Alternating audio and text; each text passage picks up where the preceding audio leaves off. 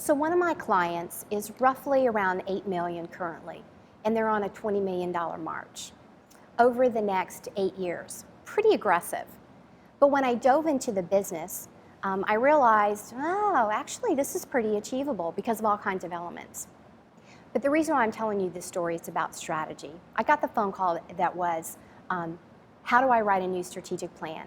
There used to be 2 owners, and now there's 1. There was recently a merger, a split off.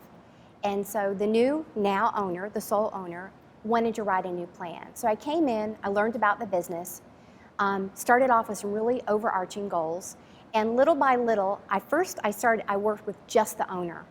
And then I said, at this point, we need to start bringing in some of your team members.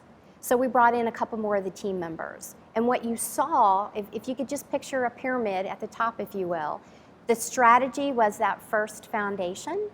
And then we started to put all these building blocks on top of it. And the vision, literally, it's like the visual storyboard that you hear so much about, which I love, by the way. Storyboards are great, because when you can see it, it happens. So your strategic plan for this individual included not only the overarching, where do I want to go, but we had to bring the people in order to talk about how we're going to get there. It created the buy-in, by the way. It created the inclusion, oh, by the way. And some of the things that the owner thought they were going to be able to do, their team members came up with way better ways to do it. Why? Because they live and breathe it every day. The owner doesn't live and breathe it every day. The owner shouldn't be living and breathing it every day. They're supposed to be hovering at the 40,000-foot level, right? So by bringing them into the conversations, we were able to really do the building blocks. And they haven't achieved that yet. That's fairly new, but they're about halfway there, which is astounding.